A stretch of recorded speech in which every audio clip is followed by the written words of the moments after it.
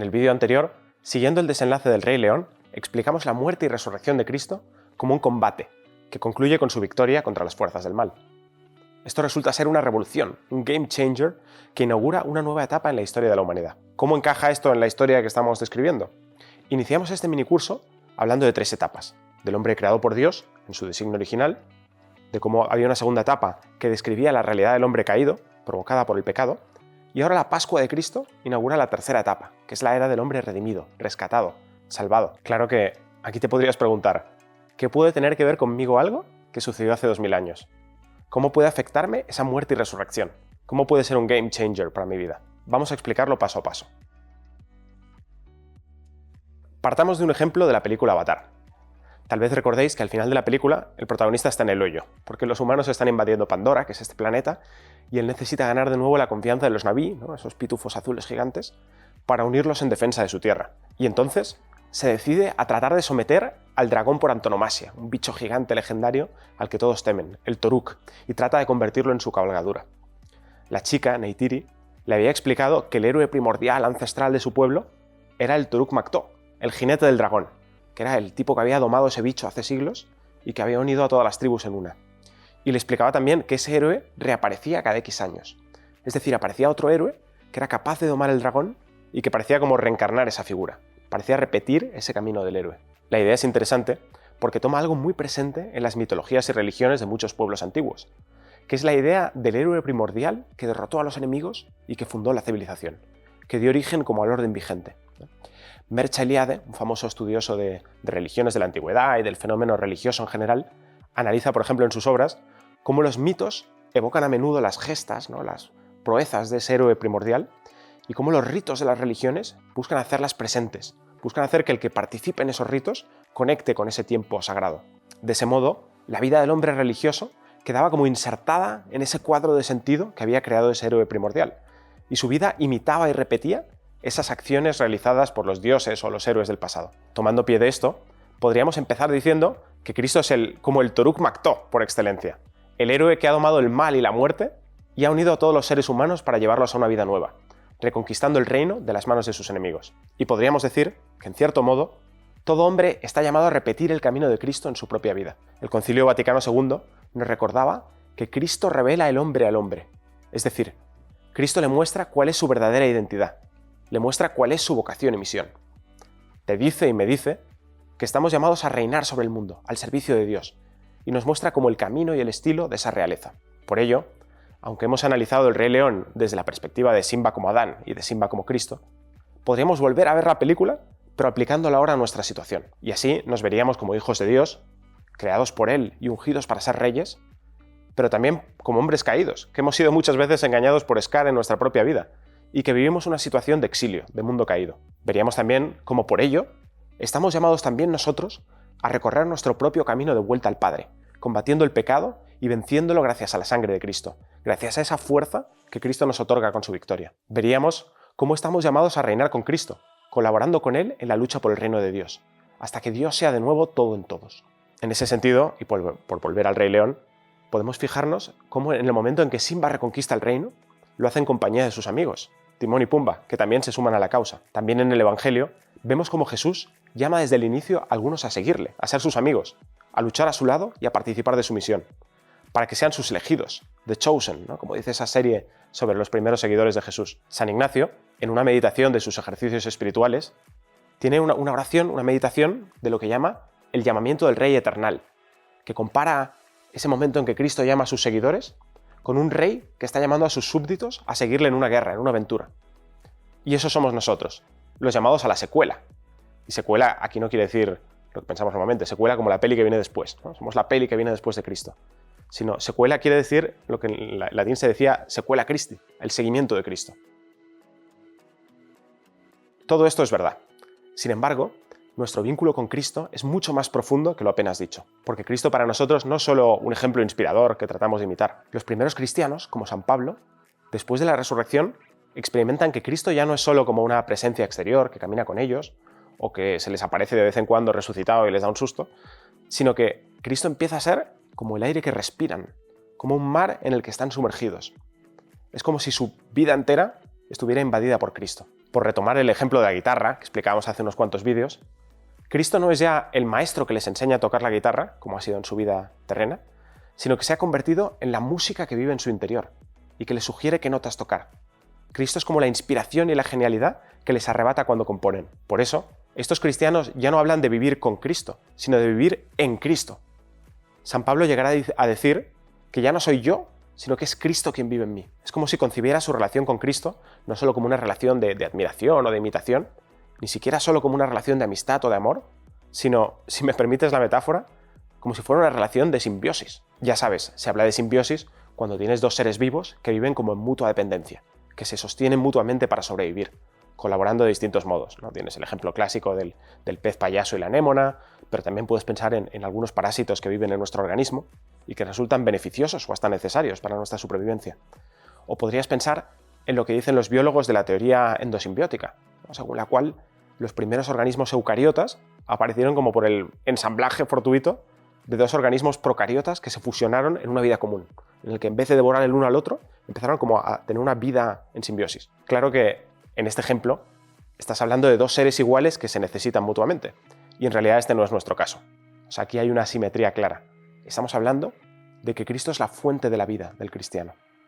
O sea, la relación entre ambos se parece más incluso a la relación del alma con las partes del cuerpo. Expliquemos un poco esto. Según la filosofía aristotélica, el alma es el principio que hace que tu cuerpo sea tu cuerpo. O sea, tienes un cuerpo compuesto por millones de moléculas y átomos en un baile constante, ¿no? Entrando y saliendo de tu organismo. Y tu alma sería como el principio organizador, como el programa y el programador que hace que esa molécula de oxígeno que inhalas al respirar, que esos nutrientes que procesas al alimentarte, dejen de ser simplemente un puñado de átomos y se conviertan en ti, se conviertan en tu organismo. Tu alma es el principio que tu mano sea tu mano y tu ojo sea tu ojo.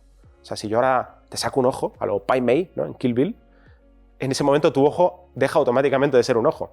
Como decía Aristóteles, se convierte en un ojo solo de nombre, porque ha sido como desgajado del contexto del programa en el cual ese puñado de células es un órgano capaz de ver. El ejemplo negativo sería lo que ocurre con el cáncer, que es precisamente que las células se desgajan del programa del organismo, que dejan de estar como sometidas al alma, dejan de bailar la sinfonía del organismo y empiezan a generar caos. Pues bien, en nuestro ejemplo, para el cristiano, es como si Cristo fuera el alma que te diera tu identidad más profunda.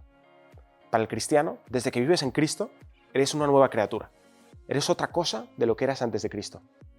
Del mismo modo que ese átomo de oxígeno o esa molécula de H2O, al entrar en tu organismo, dejan de ser simplemente ese átomo de oxígeno y una molécula de H2O y se convierten en ti, en mí, en Rafael Pou.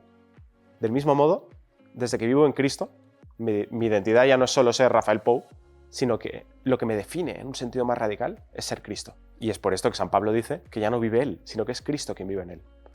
Es por esto que les dice a los cristianos que son el cuerpo de Cristo. Los cristianos decimos a menudo que el cuerpo de Cristo es la Eucaristía, y es verdad. Pero olvidamos a veces la otra cara de la moneda. Esto es, que comiendo de la Eucaristía, los cristianos creemos que nos convertimos en el cuerpo de Cristo. Normalmente, si comes un pedazo de pan, ese pan se convierte en ti. En este caso ocurre lo contrario.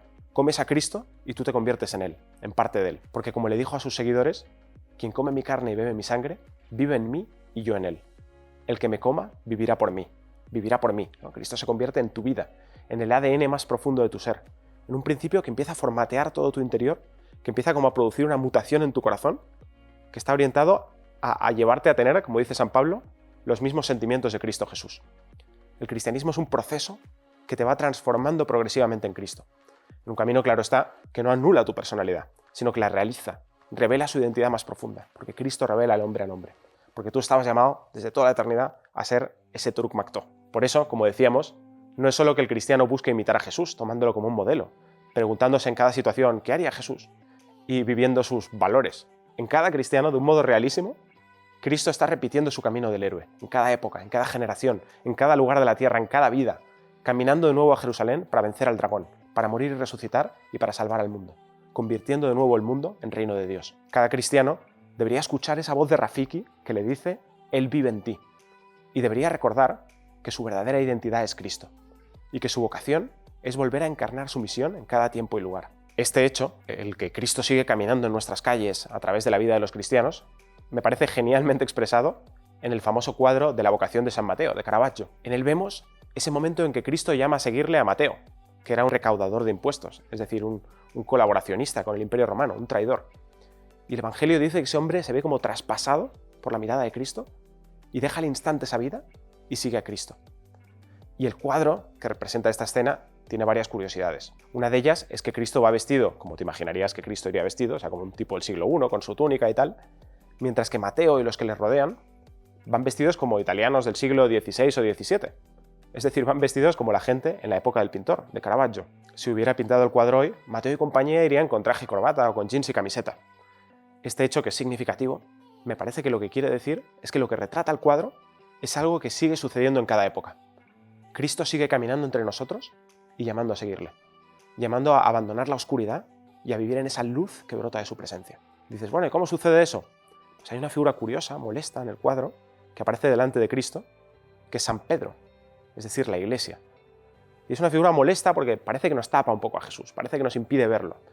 Nos pasa con la Iglesia, está hecha de hombres torpes y pecadores, que a veces traicionan el rostro del Maestro. Pero a pesar de todo, esa figura aparece repitiendo el mismo gesto que hace Jesús. Es decir, Jesús sigue llamando, sigue sanando, sigue salvando, sigue iluminando a través de su presencia en la Iglesia. Iglesia que eres tú y que soy yo, que es el cuerpo de Cristo presente en todos sus miembros. Nosotros somos los amigos del Maestro y también su cuerpo. Y por ello, estamos llamados a participar de la misión de Cristo y también de su triunfo. Si antes decíamos que Timón y Pumba ayudan a Simba a reconquistar el reino, ahora podemos fijarnos en otro detalle chocante, que es que al final de todo, cuando Simba es coronado rey y es aclamado al final, ¿no?, y se repite el ciclo del inicio de la película, aparece un detalle nuevo. Y es que Timón y Pumba aparecen en Pride Rock, arriba, con él, con Simba, como participando de su realeza. Y aquí meto una cuña mariana, porque esto nos puede dar alguna pista para entender quién es la Virgen María. En los misterios gloriosos del Rosario, los católicos contemplamos a María, que es elevada al cielo y coronada como Señora del Universo. Y esto es algo que les choca mucho a los protestantes. Les parece como que nos fijamos demasiado en una criatura, que es la Virgen María, en vez de en Cristo. Ahora bien, si entiendes que María es el inicio de la Iglesia y que la Iglesia es el cuerpo de Cristo, entiendes también que el triunfo y la exaltación de María es una sola cosa con la de su Hijo. En María, los cristianos vemos como el inicio, las primicias de esa humanidad que se ha unido totalmente a Cristo, que se ha hecho con Él la sierva del Padre y que ha sido hecha con Él, con Cristo, exaltada y coronada como Señora del Universo. En María vemos lo que estamos llamados a ser, bajo Cristo y siendo una sola cosa con Él. Ahora bien, ¿cómo se recibe esta vida de Cristo a través de la Iglesia? ¿Cómo te conectas a ella? A través de los sacramentos. De modo especialísimo, el bautismo y la Eucaristía. Los sacramentos son estos signos, estos ritos, estas celebraciones de la muerte y la resurrección del Señor, por las que expresamos nuestra fe en Cristo y recibimos su vida, quedando unidos a su cuerpo, que es la Iglesia, que es esa humanidad nueva rescatada por Cristo. Hay un paralelismo con el Antiguo Testamento que nos puede ayudar a entender mejor qué sucede en los sacramentos. Para los judíos, su evento fundacional como pueblo es la salida de Egipto, ¿no?, que es como ese momento en el que Dios les libera de la esclavitud, que hace de ellos un pueblo y un pueblo libre. Y para los judíos, su celebración central es la Pascua, que es esa celebración en la que recuerdan cada año esa liberación, en la que comen de modo ritual un cordero, del mismo modo que lo hicieron sus padres en esa noche famosa en la que iban a salir de Egipto. Y en cada Pascua recuerdan esa liberación y dicen, esto es lo que hizo el Señor por mí cuando salí de Egipto. Y claro, uno se podría preguntar, ¿en qué sentido lo hizo por ti? O sea, ¿acaso estabas tú allí cuando los israelitas salieron de Egipto? Y existe una respuesta famosa de un rabino de la antigüedad, Gamaliel, que dice que precisamente por la participación ritual en la Pascua, por comer lo que ellos llaman el cuerpo, que es el Cordero Pascual, los judíos de cada época quedan como incorporados a ese pueblo que fue liberado. O sea, desde que comes el Cordero, en cierto modo, también tú estabas allí cuando salieron de Egipto. También tú estabas allí, en el corazón de Dios, cuando Él realizó esa operación rescate.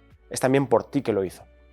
Este tipo de celebración es lo que los judíos llaman zikaron, memorial, que quiere decir memorial, recuerdo, pero no es un recuerdo meramente intelectual.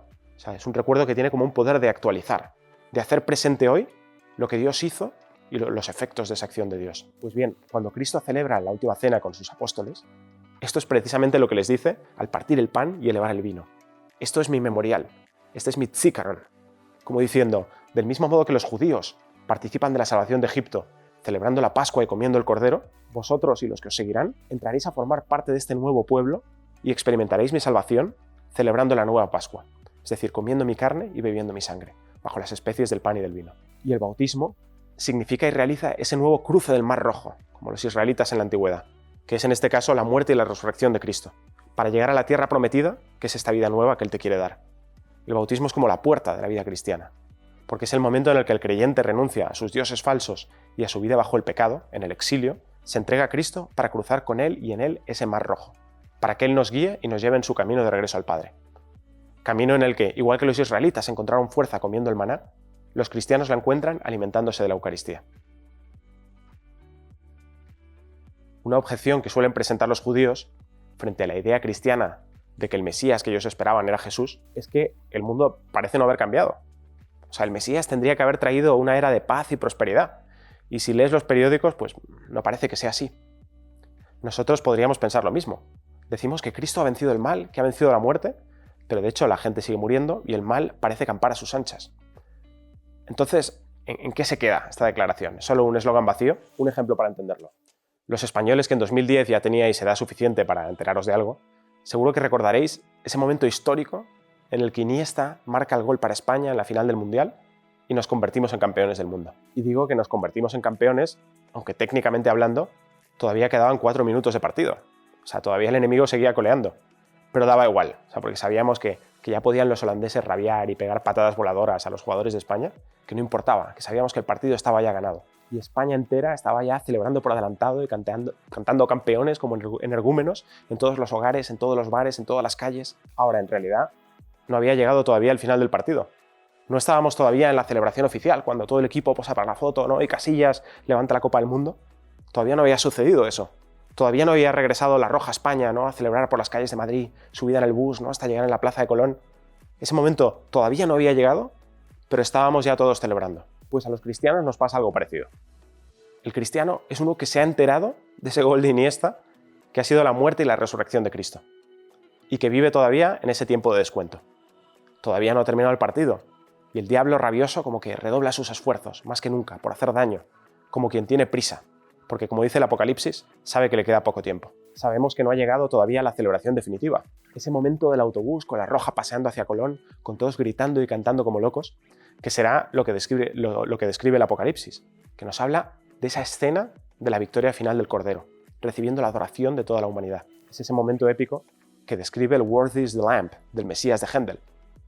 Es también lo que cantan en las misas de Hakuna durante la consagración, que repiten esa frase del Apocalipsis de lo que le dice la multitud a Cristo, que están como haciendo la ola, ¿no? Y celebrando el golazo que Dios ha metido. La bendición y la gloria, la sabiduría, la acción de gracias y el poder, la honra y toda la fortaleza, tuyas son, bendito Dios, para siempre. Amén, amén. A veces pensamos en esas descripciones del cielo y nos parece que suena aburrido.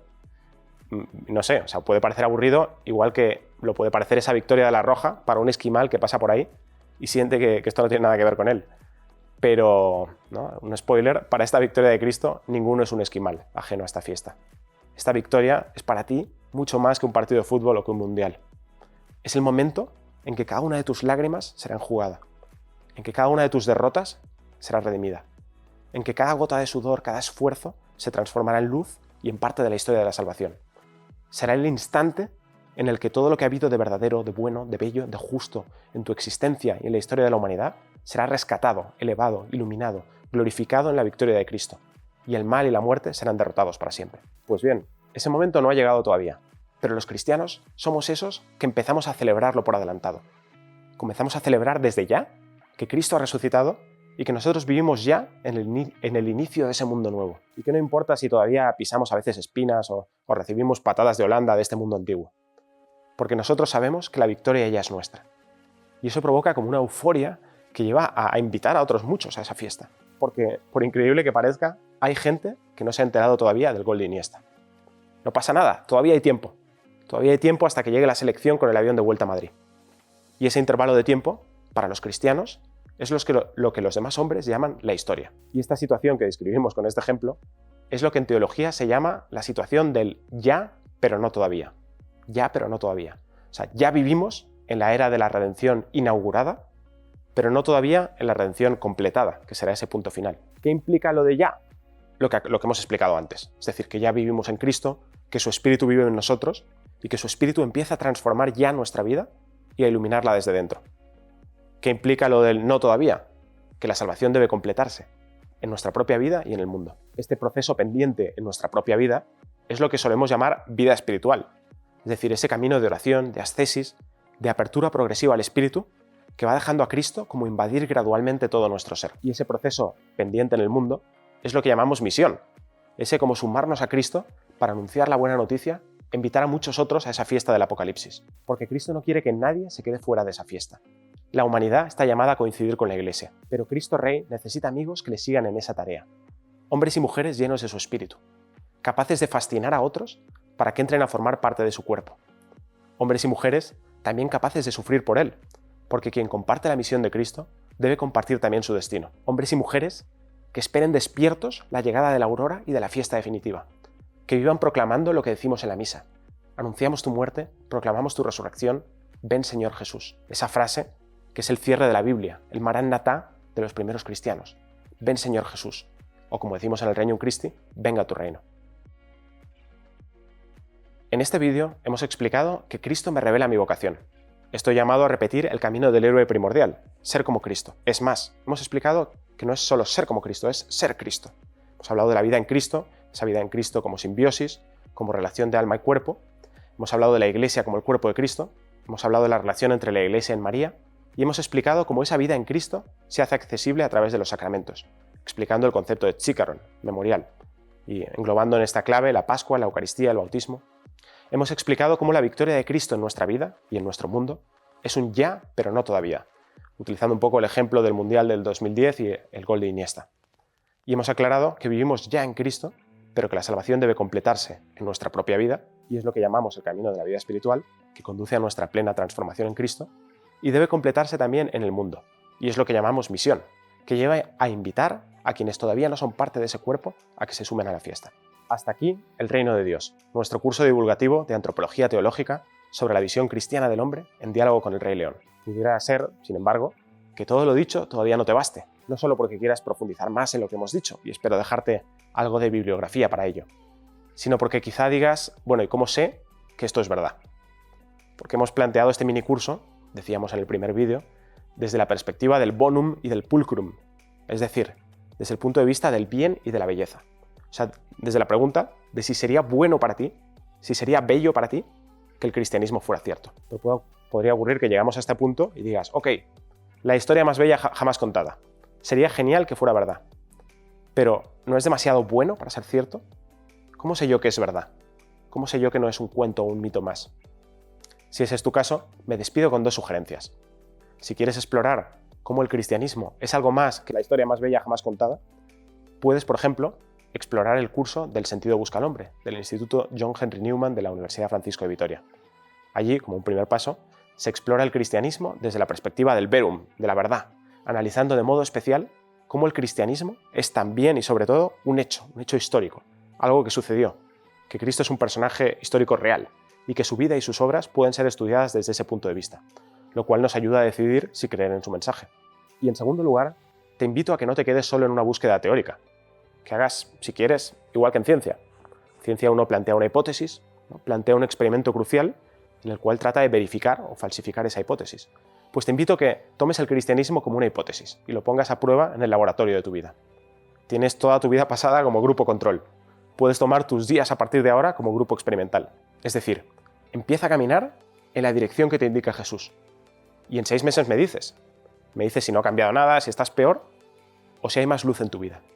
Si has escuchado la música de la que hablan los que bailan anunciando su resurrección.